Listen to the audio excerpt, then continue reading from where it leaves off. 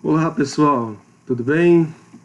Bom, primeiro peço desculpas, no sábado eu acabei tendo um contratempo, motivos familiares, mais especificamente saúde, né, dentro da minha família, e peço desculpas, tá? Para não sobrecarregar ninguém, para nós, né, termos aí um final de ano civil, né? Final de ano civil 2020 aí. Mais tranquilo, eu vou empurrar, né, uma aula. E aí, no nosso retorno lá em janeiro, a gente combina essa reposição. Então, assim, acho que todo mundo também fica mais descansado e com mais pique, né, para uma reposição, tá bom? Bom, a aula de hoje, bom, só para resgatar, né, na última aula, na verdade, sexta-feira passada, nós fizemos uma reflexão, né, sobre a administração pública, fazendo uma diferenciação, né, entre aquilo que é requerido quando a gente pensa em administração, né, aquilo que é requerido no âmbito público, né, distinguindo ele daquilo que é requerido no âmbito não público, né, privado, terceiro setor. Tá bom? Hoje já vamos falar um pouquinho aí sobre contextualização histórica da administração pública, tá? E aí eu conto com a participação de você na, nas atividades que serão propostas. Tá bom? Então hoje tem uma atividade que vai contar, inclusive, pontuação aí. Essa é a nossa primeira atividade continuada, valendo um ponto, um inteiro e 25 centésimos de ponto. Tá bom? Nossa, professor, precisa ser tão preciso assim? Bom. Bom, pessoal, o tema hoje aqui dessa aula é Administração Pública, Pensamento ao longo da História. Então, vamos lá. Bom, pessoal, eu não vou falar da administração pública desde a primeira vez que ela surge na história da humanidade, tá bom? Se não fosse a pandemia, eu faria isso, né? Uma aula presencial, né? Sem o desgaste, né? Desse modelo, de ficar olhando para a tela, de não ter interação, porque isso também é muito ruim, né? Eu falo aqui olhando para o computador, na fé de que vocês vão me assistir, né? Não, eu sei que vocês me assistem. Tem como acompanhar essa ação de vocês. Mas é diferente, né? E aqui então eu não vou fazer esse resgate maior, tá bom? Vou ficar devendo aí um histórico um pouquinho mais extenso. Eu vou focar naquilo que de fato vai nos atingir, né? Pensando então em nós aqui num contexto brasileiro, tá? Ah, professor, mas nós somos preparados para ser administradores aqui no Brasil e em qualquer parte do mundo. Sim, é verdade. O nosso curso, né, o curso de administração do Instituto Federal, ele é um curso que prepara o egresso do nosso curso, ele está preparado para encarar qualquer tipo de desafio, seja nacional ou internacional. Mas o nosso contexto é o Brasil, então eu vou fazer o contexto histórico também, né, inserido nesse território, tá bom? Mesmo porque, para falar de administração pública sob o ponto de vista internacional, aí nós teríamos uma diversidade muito grande, né? Nós temos ainda, existem, né, mesmo sendo século XXI, né, inteligência artificial, enfim, disrupção, quarta revolução industrial, mesmo com tudo isso ainda existem estados que são teocráticos, né? Existem estados que,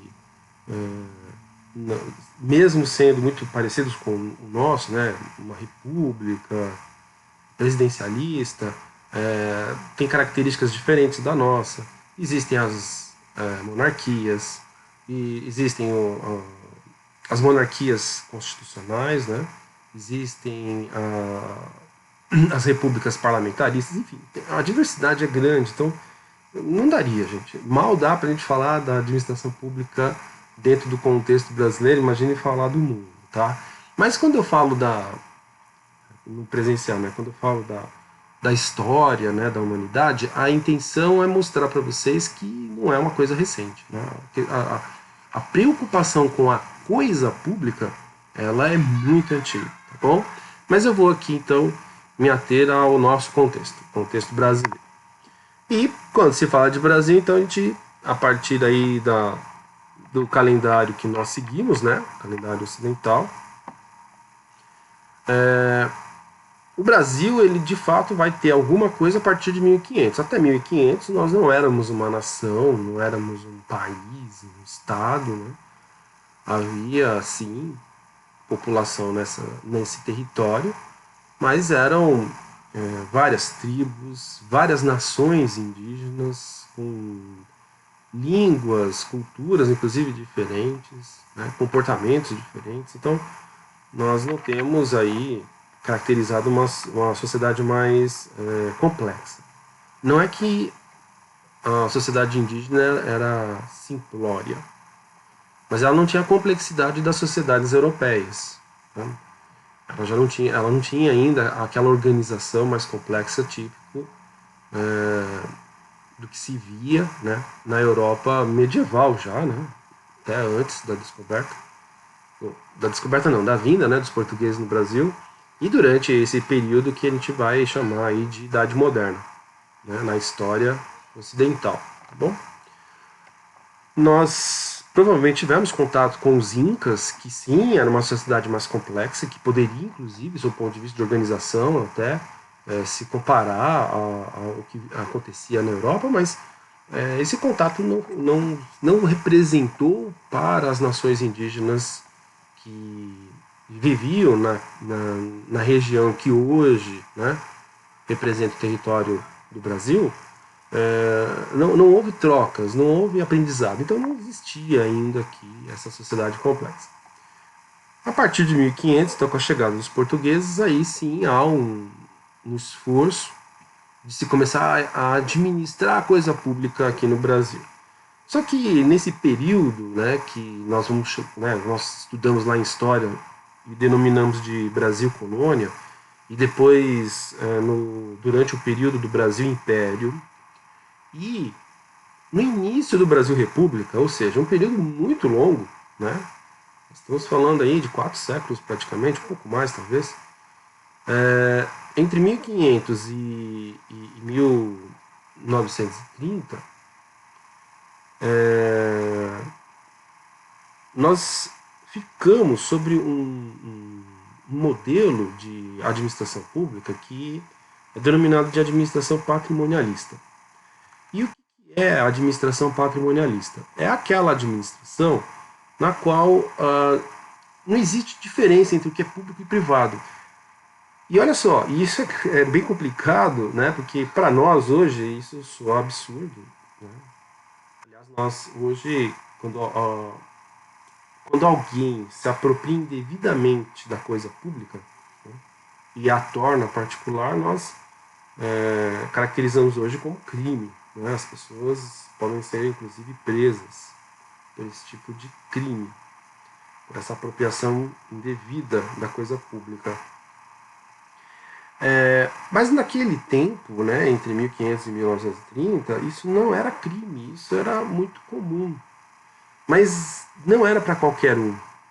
Isso só podia ser exercido por quem fazia parte do governo. Então essa apropriação privada das riquezas públicas, ela se dava, né, por meio do domínio dos canais de acesso ao Estado. Então você tinha que fazer parte do Estado de alguma forma, né? E aí aquelas pessoas que faziam parte do Estado, então aquelas pessoas que estavam ali governando, né, os governantes nas diversas esferas que possam ter existido ao longo desse período aí, desses mais de 4 séculos, esses governantes eles podiam se apropriar, e isso era natural, isso não era tido como um crime. Né? E isso é herança do modelo monárquico, né? Porque na monarquia, o monarca, né, o rei, o imperador, enfim, ele se apropria da coisa pública, ele é dono, né? O rei é dono. Então a rainha da Inglaterra, ela é dona da Inglaterra. Nossa, mas no século XXI, sim, a Elizabeth II, ela é dona da Inglaterra. E ela, né, como uma rainha benevolente, ela concede, ela cede, então são cessões da propriedade dela àqueles que vivem ali no território inglês. como herança dessa monarquia, na administração patrimonialista, o governante, aí não importa, né, presidencialismo, monarquia, seja lá o que for, o governante ele entende que ele é dono. Então lá em 1500 nós sabemos, né, pela história, que a parte que foi que ficou, né, para Portugal da América foi dividido em capitanias hereditárias, hereditárias. Então os capitães, né, aqueles que assumiam o controle desses pedaços, dessas faixas territoriais, né, daquilo que pertencia à coroa portuguesa, eles eram donos dessas faixas e era hereditário, ou seja, seus filhos, seus herdeiros, né, continuariam sendo donos daqueles territórios, daqueles trechos territoriais. Então percebam que essa característica era comum, né, e aceitável. E ela perdurou. Né, e aí eu não vou ficar detalhando, né, até porque acho que já ficou claro o que significa esse patrimonialismo. Ela vai perdurar ao longo de todo o período colonial, né, mesmo durante o período em que nós tínhamos, né, um governador geral, éramos tratados como uma província, né, como se fosse uma unidade da federação, né, um estado. Né. Então, assim como São Paulo, o estado de São Paulo, né, é uma unidade da federação brasileira, né, é um estado do Brasil, o Brasil, né, ele era uma província de Portugal. Né. E aí o governador-geral ele também tinha esse comportamento, ele era dono. Né. E aí ele cedia os espaços para as pessoas viverem, para as pessoas trabalharem, enfim. Tá?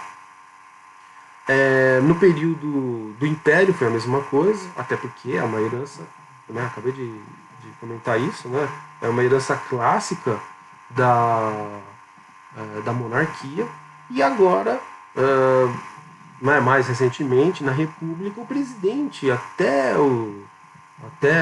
antes do Getúlio Vargas assumir a presidência da República aqui no Brasil, também tinha uma postura muito parecida. E aí, consequentemente, os presidentes, porque na época não se chamava governadores, né? As províncias elas eram presididas também por um presidente, né, por exemplo. Então, por isso que existe Presidente Epitácio. A cidade de Presidente Epitácio é uma homenagem ao presidente Epitácio, que foi presidente do estado de São Paulo, da província de São Paulo. Então, a província de São Paulo tinha um presidente, né? O Epitácio foi um deles. Então, isso era o modelo durante o Brasil Império. O Brasil Império já era dividido assim, né, em províncias, já tinha também os seus presidentes, né, os seus governantes. E depois nós passamos a ter houve continuidade disso durante o Brasil República, o início, tá? No primeiro período, aquilo que nós vamos chamar de República Velha. Então essa é uma característica que hoje sou estranho, mas era absolutamente normal, tá bom? Bom, então veja, o pensamento durante 4 séculos e meio, vamos arredondar aí esses 30 anos, durante 4 séculos e meio, o pensamento de qualquer brasileiro, de qualquer pessoa que nascesse nesse período aqui, é de que sim, o governante tinha direito de propriedade sobre a coisa pública. Olha o quanto isso ficou enraizado, quanto tempo isso foi culturalmente aceito, foi legalmente, inclusive do ponto de vista judicial, ele foi legalmente aceito. Então, por muitos anos, né, por muitos séculos, o brasileiro se acostumou com a ideia de que a coisa pública pertencia ao governante. Fosse ele quem fosse, tá? Houve trocas, né, ao longo desses 4 séculos e meio aí, diversas trocas aconteceram, né? Todo mundo estudou história, deve se lembrar. E esses governantes eles podiam possuir as coisas e o cidadão comum, né, ele entendia isso como correto, né, e aceitava e era grato porque em várias oportunidades esse governante dava a ele, né, condições de ter uma casinha, de ter um espaço para cultivar e assim por diante, tá bom? É por essa razão também que aí o Estado, nesse período, ele vai ser o principal provedor de tudo. Então, o Estado provê tudo, ele resolve todos os problemas. O Estado entrega os bens, o Estado cede, né, o seu território. Quer dizer, o Estado é o grande provedor de todas as pessoas, mas principalmente da elite local. Então, a elite que vai ser desenvolvida nesse período de 1500 a 1930 aqui no Brasil, não é uma elite que vai construir sua riqueza a partir da inovação, a partir do espírito empreendedor. Essa elite ela vai acumular riqueza, inclusive, a partir do provimento estatal. Então é o Estado que provê a essa elite a sua própria riqueza, né? E é óbvio, ele também vai prover para o cidadão comum, mas bem menos, muito menos, tá? E a gente não pode esquecer que nesse período de 1500 a 1930 vai prevalecer a elite agrária. Você vai ter um ou outro esforço industrial, né? Então tem o Barão de Mauá, ali nos anos 30 já aqui no estado de São Paulo você já vai ter a família Matarazzo, mas não chega nem perto do domínio das famílias que eram detentoras de grandes propriedades agrárias, né? e que desenvolviam, né, a economia agrária exportadora, que por muitos anos, eu diria até hoje, né, foi a grande fonte de riqueza do Brasil. Tá bom? Bom, é óbvio, né? Quando o Estado é muito presente, uma presença assim tão grande quanto foi a presença do Estado aí ao longo desse período, né, de 1500 a 1930, nós temos aí então uma sociedade civil fraca. Então as pessoas não se organizam, é uma sociedade desorganizada. Então, é por isso que você não vai ver aqui no Brasil, né, nenhum movimento empreendedor forte, como você vai, por exemplo, observar isso na história da Itália, na história da Alemanha, na história da França, mesmo na história dos Estados Unidos. Né? Você não vai ver partidos políticos fortes nesse período. Né? O que você vai ver girando em torno dos principais governantes, aqueles que vão conduzir, né, a história. Enfim, é uma sociedade civil fraca e desorganizada. Ela não dá conta de resolver os seus problemas. E se o Estado não resolve, ninguém resolve e fica o problema lá para todo mundo compartilhar o problema, sem se desenvolver uma solução. Tá? É óbvio que tudo isso vai ser decorrente da colonização. A nossa colonização, né, a famosa colonização de exploração, baseada no plantation, né, tem a monocultura de cana-de-açúcar, café, esse tipo de colonização é que vai determinar esse modelo de administração pública que nós assistimos ao longo desses 4 séculos, né? E que ainda se percebe, ainda se nota, mesmo mais recentemente. Tá? Eu vou falar isso depois, por enquanto eu vou me ater aí à questão mais histórica. E é por isso que a colonização de exploração ela é uma característica que não vai ser exclusivamente do Brasil. Então, qualquer outra nação, qualquer outro país que tenha sido colonizado nesse modelo, né, de exploração, esse modelo exploratório, você vai perceber uma desarticulação da sociedade. Então, se a sociedade é desarticulada, o Estado tem que fazer tudo. Né? Ele dá conta de tudo. Nesse sentido, também se explica a importância da religião. Né? Porque ao longo desse período todo, você também vê uma igreja muito presente, principalmente a igreja católica aqui no caso do Brasil. Né? Porque a igreja católica vai ser fundamental para o desenvolvimento da nação brasileira. Bom, porque tinha muita coisa que o Estado não estava dando conta de fazer, e como ele era o único provedor, então ele pedia ajuda, e quem dava essa ajuda geralmente era a igreja. Então o Estado não tinha condições de dar educação, então ele pedia para a igreja, e a igreja era o provedor das escolas. Era ele que cuidava do letramento das crianças.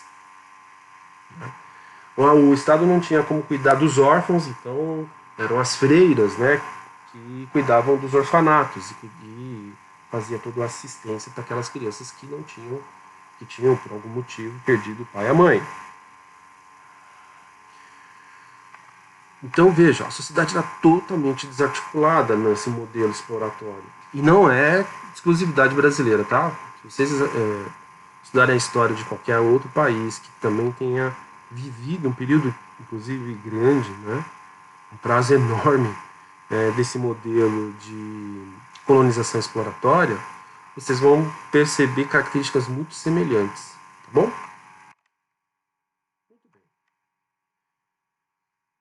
E olha, aqui eu vou fazer só um alerta, né? Porque alguém poderia falar assim, mas, poxa, professor, né? A corte portuguesa, em 1808, veio para cá, vocês devem se lembrar, né? O Napoleão invadiu Portugal e a coroa portuguesa elevou o Brasil, né? Então passou a ser o Reino Unido de Portugal e Brasil, né? O Brasil deixou de ser uma província e passou a ser um reino. Mais ou menos como acontece com a Inglaterra, com a Escócia, País de Gales, né? País de Gales, Escócia são reinos que a Irlanda, né? Na verdade é a Irlanda do Norte, que é a parte sul da ilha, né? Da Irlanda se separou. Mas esses reinos eles se uniram, então Reino Unido, tá bom? Então o Brasil ele era um Reino Unido também, só que era um Reino Unido, Portugal e Brasil, né? Primeiro Portugal, depois o Brasil. Mesmo com a nossa independência, né, declarada ali de uma forma não tão autônoma assim, né, porque foi o príncipe herdeiro da coroa portuguesa que vai declarar a independência do Brasil e se tornar o primeiro imperador brasileiro, né? Uma independência aí, estranha, mas enfim. Mesmo com essa presença da coroa portuguesa, com essa independência, né, sobre os cuidados, né, sobre o comando da própria coroa, né, porque o Dom Pedro ele era herdeiro de Dom João, e você não vai ter uma mudança significativa nesse perfil. Por quê? Porque é característica da monarquia. Porque lá em Portugal também era assim. Quer dizer, o Dom João, né, para se remeter a ao rei português que veio para cá, né, fugindo lá da invasão napoleônica, ele era dono de Portugal.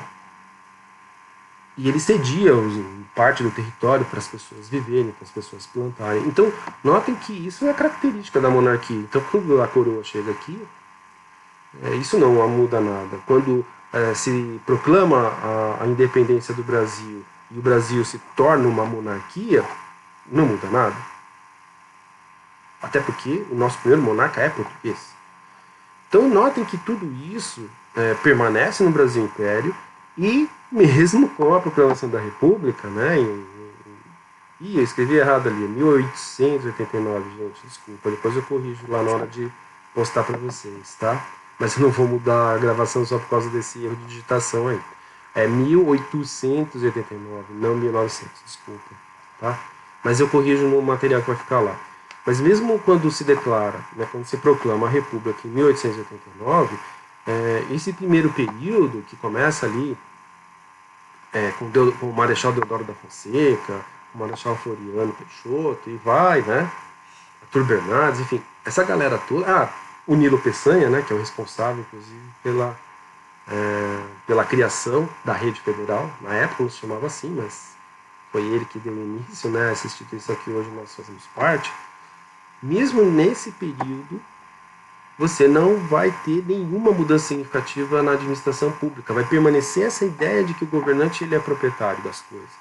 E aí há uma confusão do que é público e do que é privado. O que pertence, né? Vou citar o Nilo Peçanha. O que pertence ao Nilo Peçanha? E o que não pertence? O que é dele, pessoa física, e o que é dele enquanto presidente?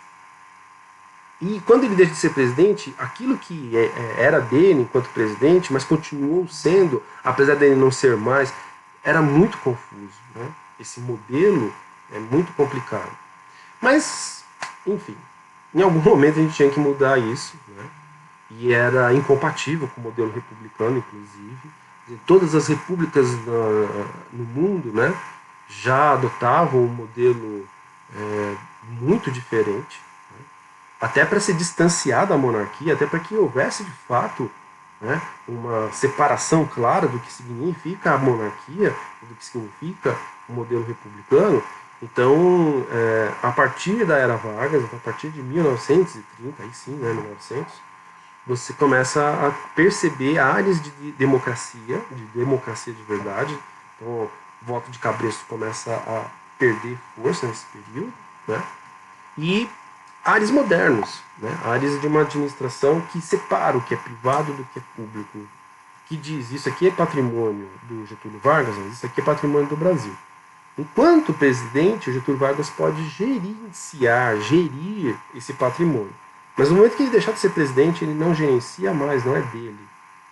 Essa separação ela vai acontecer justamente com Getúlio Vargas. Então, a partir de 1930, né, o modelo burocrático é adotado na administração pública brasileira. E aí você vai ter o desenvolvimento de uma legislação compatível com esse modelo. E nós vamos adotar um modelo burocrático weberiano, né, do Weber, né, Max Weber. Eu espero que vocês tenham visto, né, lá no primeiro ano, nas aulas de fundamentos da administração, de pensamento administrativo, fundamentos da administração e sociologia organizacional, tá bom? Ou seja, é a partir daí que você tem então a profissionalização, né, da administração pública e você começa a abandonar formalmente o patrimonialismo. Agora, não muda a chave, né, gente? Não foi da noite para o dia. Ah, da noite para o dia tudo acabou, né? Não. Entrou Getúlio Vargas, acabou o patrimonialismo, começou uma administração pública burocrática e profissional. Não. Isso vai levar tempo. E, para falar a verdade, a gente ainda nota, né, quando a gente observa, ainda hoje a administração pública, a gente ainda nota elementos ainda enraizados nessa história, né, anterior à era Vargas. Tá bom? Muito bem. Bom, entre 1945 e 1964, então já passa aquele período, né, da era Vargas, né, vocês devem se lembrar, o Vargas ele toma o poder em 1930, alguns vão chamar de golpe de Estado, outros vão chamar de revolução, aí vai depender muito de interpretação mesmo, tá, gente? Porque quando se fala em revolução, né, e aí o Vargas vira um ditador, é no sentido de que, de fato, ele faz uma ruptura naquele modelo que era ruim. A República Velha era muito ruim. Mesmo sendo um paulista, né, e ter muito orgulho de ser paulista, e saber que na República Velha havia uma alternância de poder entre paulistas e mineiros, né, era uma alternância que privilegiava uma elite, desprezava o resto do Brasil e também, mesmo olhando para o estado de São Paulo e para o estado de Minas Gerais, também era um modelo que desprezava a classe trabalhadora, os pobres, as viúvas, os órfãos, enfim, então não era bom. Então, por essa ótica, por ser uma república que mantinha privilégios ainda da época do Império, quer dizer, o que mudou, que deixou de existir um imperador e passou a ser o presidente, mas as condições econômicas, as condições políticas, as condições sociais, elas permaneceram ruins, tão ruins quanto eram no período imperial. Ou seja, então, nós podemos chamar de Revolução de 1930, porque, querendo ou não, mesmo depois do Vargas adotando uma postura autoritária, houve uma ruptura com aquele modelo que era muito ruim, né? Agora, algumas pessoas vão considerar que, sob o ponto de vista da legalidade, foi um golpe, porque o Vargas perdeu a eleição e não aceitou a derrota. E a gente sabe que quando não se aceita a derrota, você está dando um golpe. Né?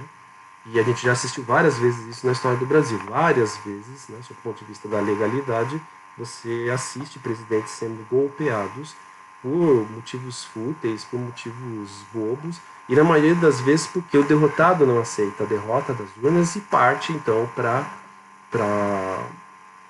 desestabilização daquele governo e, consequentemente, o seu golpe. Tá? Ah, professor, mas o Vargas perdeu numa eleição que prevalecia o voto de cabresto. Então, por isso que fica bem difícil de falar ali se foi revolução ou golpe. Eu prefiro chamar de era Vargas porque de fato foi. Ele assume a presidência da República como governo provisório em 1930, ele continua como governo,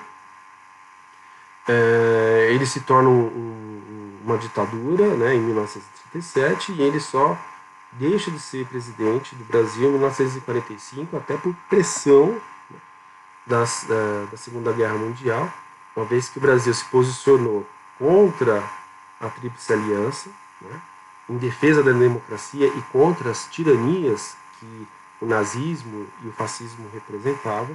E aí não fazia sentido ele continuar aqui como um tirano. Né?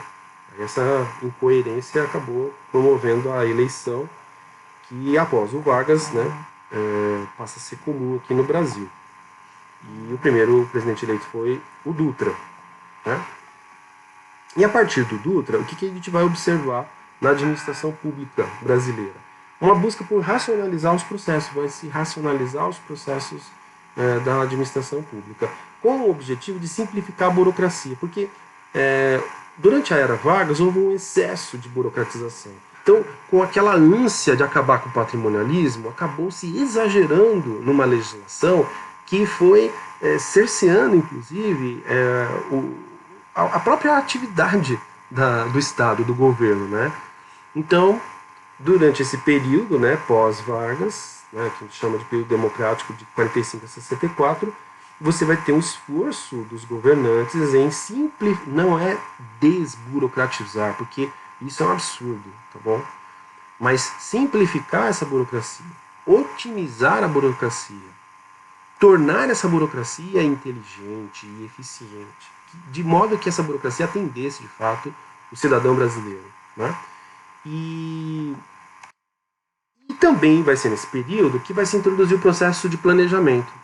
Porque até então os governos não faziam planejamento, eles iam tocando a vida, né? E a gente sabe que mesmo as empresas, né, elas vão adotar, né, o processo administrativo, né, o famoso pode ser, planejar, organizar, dirigir e controlar, muito tempo depois, né, da Revolução Industrial. Isso vai começar a ficar claro para a administração das organizações a partir dos anos 50, quando se resgata o artigo escrito pelo Fayol, né, e naquele momento os principais pesquisadores, os principais autores de administração começam a divulgar, né, esse modelo de planejar, organizar, dirigir e controlar.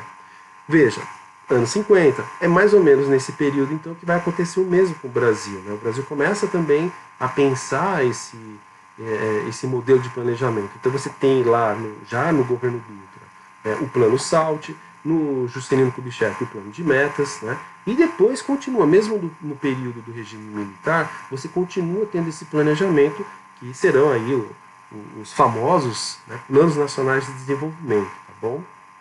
E essa é uma característica muito importante, adquirida pela administração pública no Brasil, nesse período e que permanece até hoje, tá bom? Muito bem. Aí, durante a ditadura militar, professor, não é regime militar? Não, aí é ditadura mesmo. Não havia eleição, a escolha da presidência era feita por poucas pessoas, né? Não era uma tirania, porque tirania significa um único governante. Então, por exemplo, o Chile viveu uma tirania militar, porque ele só teve um presidente, né? Que foi o Pinochet. Aqui no Brasil houve alternância de generais, então foram vários generais. Mas era uma ditadura por quê? Porque só podia ser general. Vocês podem observar que até é injusto falar que é uma ditadura militar, porque a aeronáutica e a marinha não participaram desse revezamento. Não teve nenhum brigadeiro, não teve nenhum almirante assumindo a presidência sozinho. Houve lá, né, no primeiro momento, em 64, né, representantes das três forças, né? Então tinha um general, tinha um almirante, tinha um brigadeiro, mas a partir do Costa e Silva é só general, só do exército, né? E isso é ditadura. Veja que mesmo entre as forças armadas não houve alternância, é ditadura. Então não tem como mudar o nome, tá? E diferente da que aconteceu em 30, o modelo de democracia brasileira ali dos anos 50 era um modelo, tudo bem ainda, vamos dizer assim, recente, mas era um modelo que estava funcionando. As pessoas iam, votavam, o voto era secreto, as mulheres votavam, as pessoas podiam se candidatar e serem votadas, né? Então você tinha já um modelo de democracia, tudo bem, jovem, mas que estava dando certo, né? E de repente houve uma ruptura por conta, é óbvio, de interesses aí que agora eu não vou entrar no mérito, tá bom? Voltando à questão da administração pública, a partir da ditadura militar há um esforço de descentralização. Mas a ditadura militar faz um negócio estranho, porque ela mantém centralizada a administração direta. O que é a administração direta? Presidente da República, governos de Estado, prefeitos. Congresso Nacional, com o Senado e a Câmara dos Deputados, assembleias legislativas nos estados ou Assembleia Distrital, no caso da Câmara Distrital, desculpa, no caso do Distrito Federal, e as câmaras municipais. Era centralizado. E a centralização era total. O presidente dava as ordens, os governadores e os prefeitos seguiam a ordem do presidente. Né? Isso é administração direta.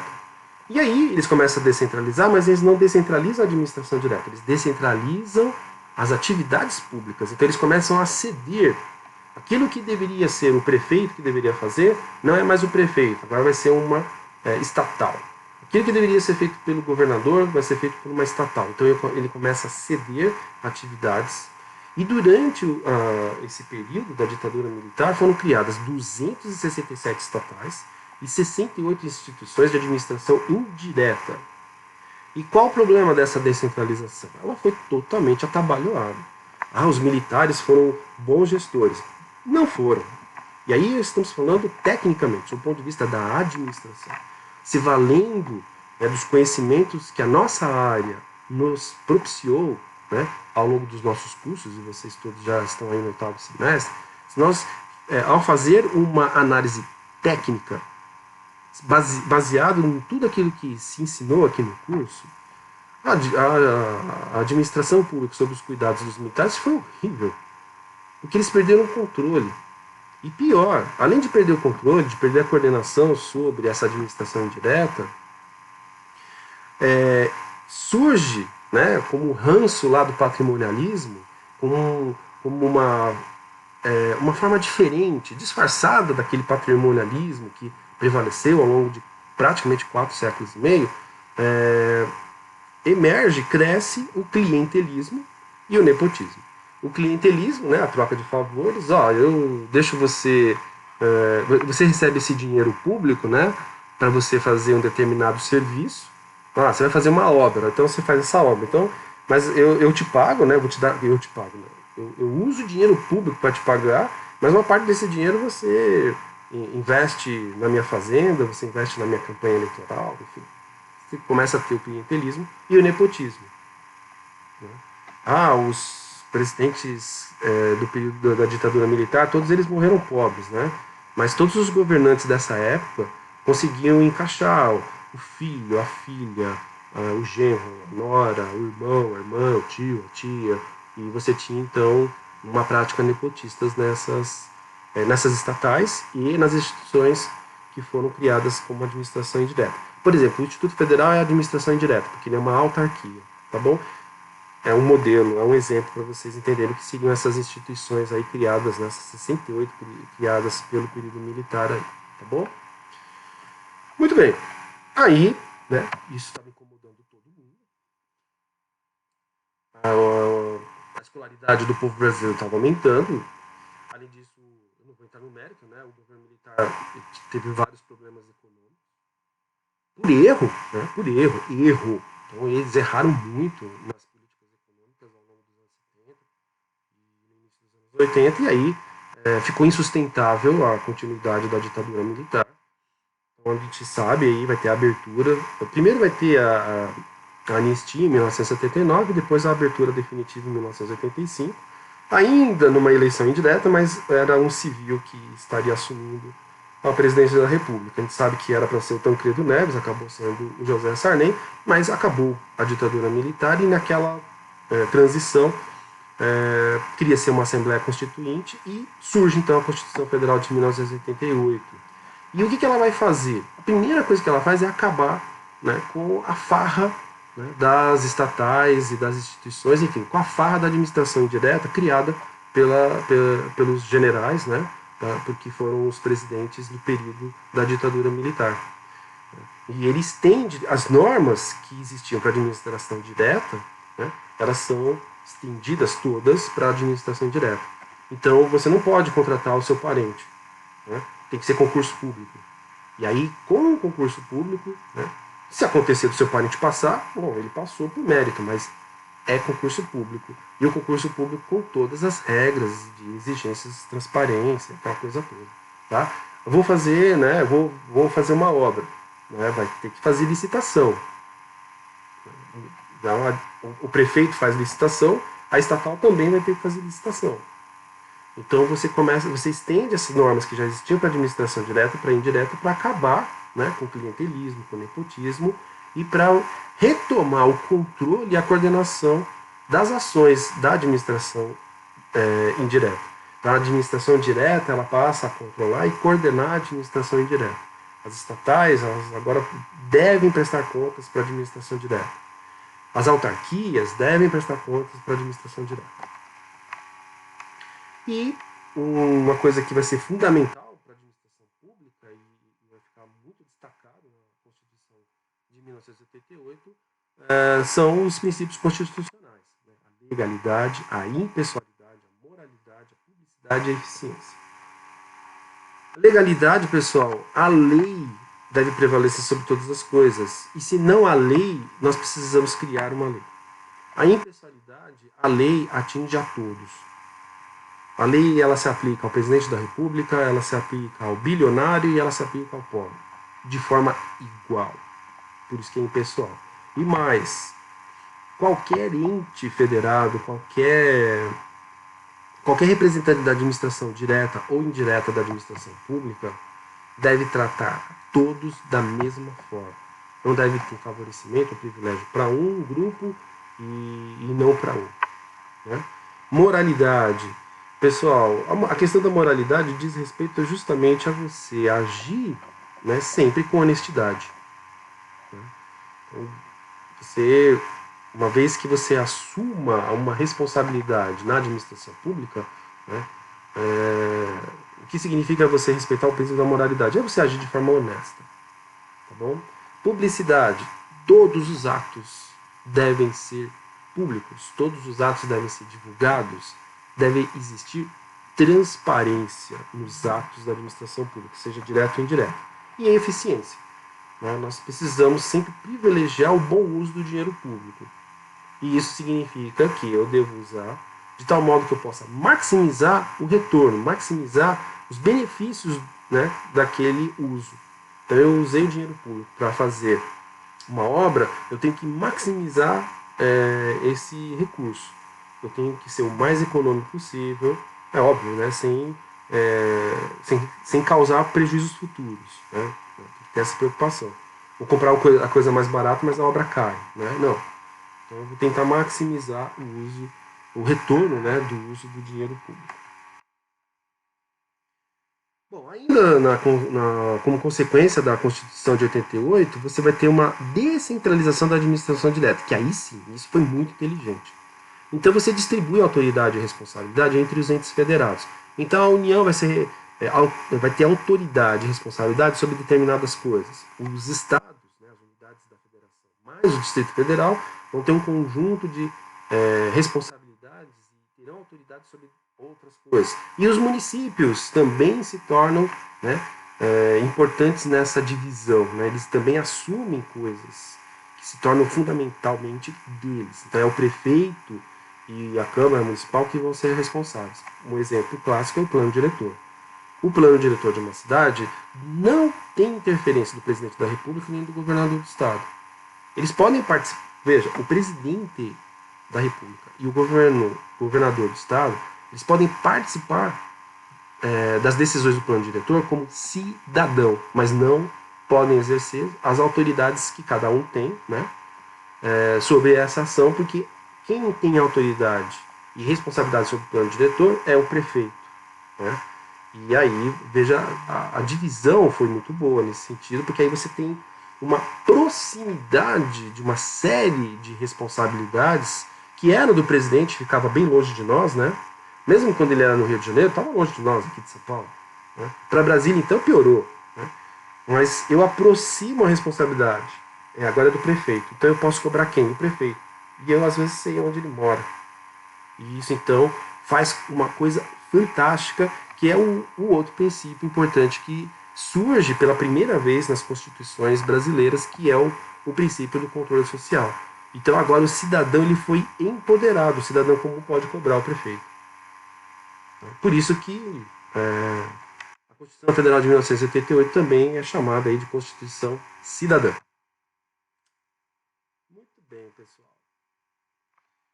Bom, a partir daí, né, e aí a gente está falando dos anos 90, né, a última década do século XX, e aí século XXI, que nós estamos vivendo, há uma série de coisas que vão acontecer na administração pública, mas eu vou preferir falar delas a partir dos próximos tópicos. Então, quando eu for falar, por exemplo, de licitação, aí eu faço uma pequena contextualização histórica, né, e falo de como é o processo licitatório. Tá? Então, eu vou fazer essa junção, né, da história e das questões técnicas a cada tópico. Tá bom? Assim também não fica muito extensa a aula de hoje, porque eu já devo ter me empolgado demais aí na minha fala, tá? Pessoal, aí a principal referência é o livro do Marcelo, esse livro tem disponível na biblioteca, infelizmente não tem na biblioteca virtual, mas eu não vou exigir a leitura dele, só estou aí indicando para vocês, né? Porque se alguém, eu gostaria de saber de onde você tirou esse material, esse foi o livro que eu me vali aí para desenvolver